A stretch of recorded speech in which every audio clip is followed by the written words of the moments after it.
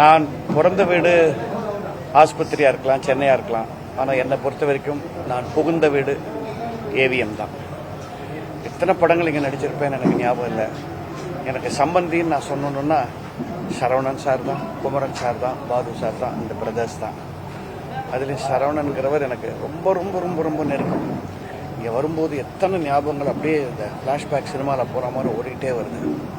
தமாஷா சொல்லுவார் அவர் என்னை பார்த்து, முரட்டுக்காலை அல்லேருந்து ஆரம்பித்து அடுத்த படம் போடும்போது முதல்ல 2 பேர் போட்டுறோம் நாங்கள் லிஸ்ட்டில், ஒன்று உன் பேர், இன்னொன்று சில்க்கு பேர் அப்படின்னு சொல்லுவாங்க. அப்படி என் மேலே ஒரு வாஞ்சையை வச்சிருந்தவர் சரவணன் சாரோட பெருமையே என்னன்னா, அவர் வாழ்க்கையில் எவ்வளோ பேசியிருப்பார் அப்படின்னு யாராவது ரெக்கார்ட் பண்ணியிருந்தா அது ஒரு 40 பக்கத்து புக்கில் அடங்கிடும். இவ்வளோதான் பேசியிருப்பார் அவர் லைஃப்லேயே. ஆனால் அவரோட சைலண்ட் சாதனைகள் அப்படின்னு எடுத்திங்கன்னா வால்யூம்ஸ் அண்ட் வால்யூம்ஸ் போயிட்டே இருக்கும். உண்மையிலேயே செயல் வீரர்னா அவ்வளோதான். ஜென்டில்மன்கிற வார்த்தைக்கு நீங்கள் நான் டிக்ஷனரியில் டெஃபினேஷன் கேட்டால் ஏவிஎம் சரவணன் தான் என்று சொல்லுவேன். எனக்கெல்லாம் மிகப்பெரிய ஆதரவு.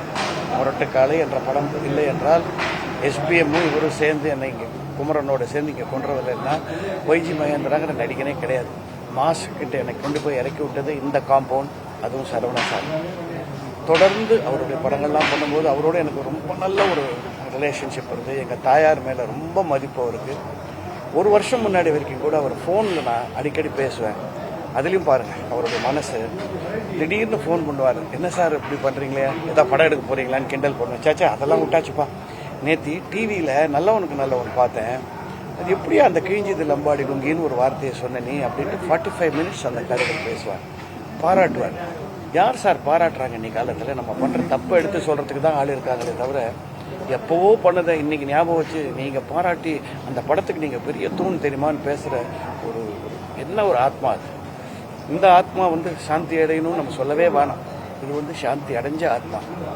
கடவுளின் இறைவனின் காலடியில் நேரடியாக போய் சேரும்.